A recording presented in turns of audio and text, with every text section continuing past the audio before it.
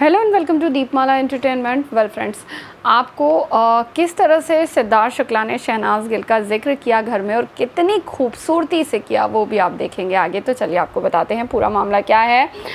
Siddharth Shukla garden area में बैठे होते हैं, गौहर खान भी बैठी होती हैं। जैसा कि आप जानते हैं कि जो भी सीरियस कॉन्वर्सेशन होता है वो गौहर खान के साथ ही करते हैं, हिना के साथ नहीं, क्योंकि उन्हें पता है कि हिना का वो मैच्योरिटी लेवल नहीं है। वो जान चुके हैं कि वो तो खुद सिद्धार्थ के पीछे हैं, जो भी चीज़ें हैं सामने हैं।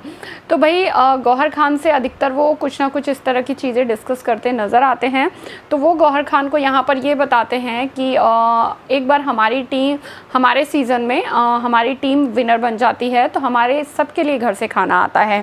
मेरे घर से खाना आता है और जब मैं टिफ़िन खोलता हूँ तो उसमें सिर्फ आलू की सब्ज़ी और पूड़ी होती है और सबके घर से बहुत बहुत सारी डिशेज़ आई होती हैं।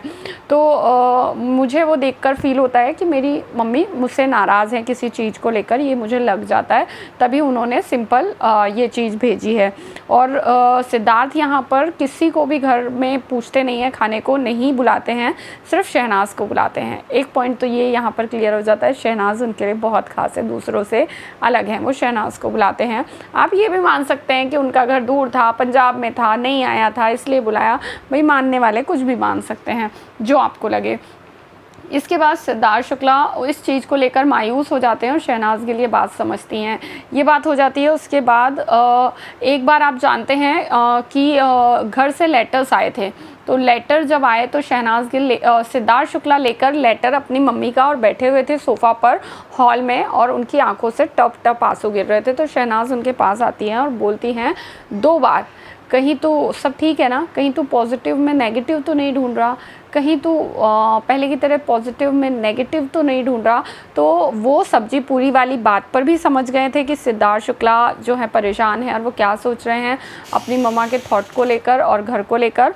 और जब लेटर आया तब भी वो समझ गई कि कुछ ऐसी चीज़ लिखी है और उन्होंने बिल्कुल जिद नहीं की कि तू मुझे बता ही और क्या लिखा है और ये वो, लेकिन उन्होंने इनडायरेक्टली इतना ज़रूर कह दिया था कि तू पॉजिटिव में नेगेटिव तो नहीं ढूंढ रहा।